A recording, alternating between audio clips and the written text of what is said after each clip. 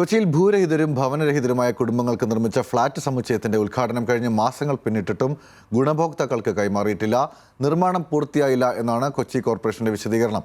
കഴിഞ്ഞ LDF ഭരണസമിതി തെരഞ്ഞെടുപ്പ് പ്രചാരണം ലക്ഷ്യമിട്ടാണ് പണി തീരാത്ത ഫ്ളാറ്റ് സമുച്ചയം മുഖ്യമന്ത്രിയെ കൊണ്ട് ഉദ്ഘാടനം ചെയ്യിപ്പിച്ചതെന്ന ആക്ഷേപവും ഉയരുന്നുണ്ട്.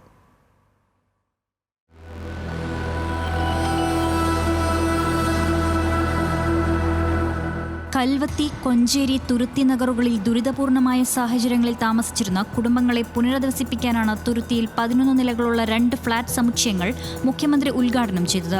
രാജീവ് ആവാസ് യോജന പദ്ധതി പ്രകാരം തെരഞ്ഞെടുക്കപ്പെട്ട 394 കുടുംബങ്ങളാണ് പദ്ധതിയുടെ ഗുണഭോക്താക്കൾ. ഫ്ളാറ്റ് സമുച്ചയത്തിന്റെ ഉദ്ഘാടനം നടന്നിട്ട് 3 മാസങ്ങൾ പിന്നിടുന്നു. ഉദ്ഘാടനം കഴിഞ്ഞെങ്കിലും ഗുണഭോക്താക്കൾക്ക് ഫ്ളാറ്റുകൾ ഇതുവരെയായിട്ടും കൈമാറിയിട്ടില്ല. ഫ്ളാറ്റ് താമസയോഗ്യമായിട്ടില്ലെന്നാണ് കോർപ്പറേഷന്റെ വിശദീകരണം.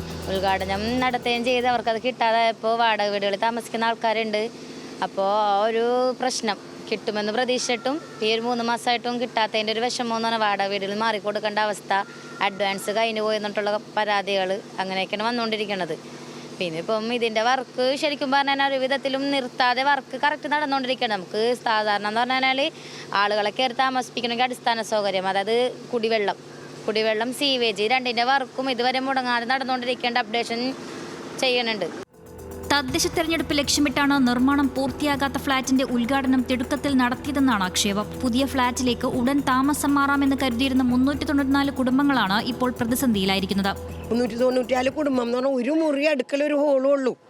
നമുക്ക് സത്യം പറഞ്ഞാൽ അത് സ്വർഗവുമാണ്. മറുവശത്ത് നമുക്ക് സൗകര്യക്കുറവുണ്ട്, എങ്കിലും അത് വാടക കൊടുക്കണ്ടല്ല എന്ന് കരുതിയിട്ടാണ്.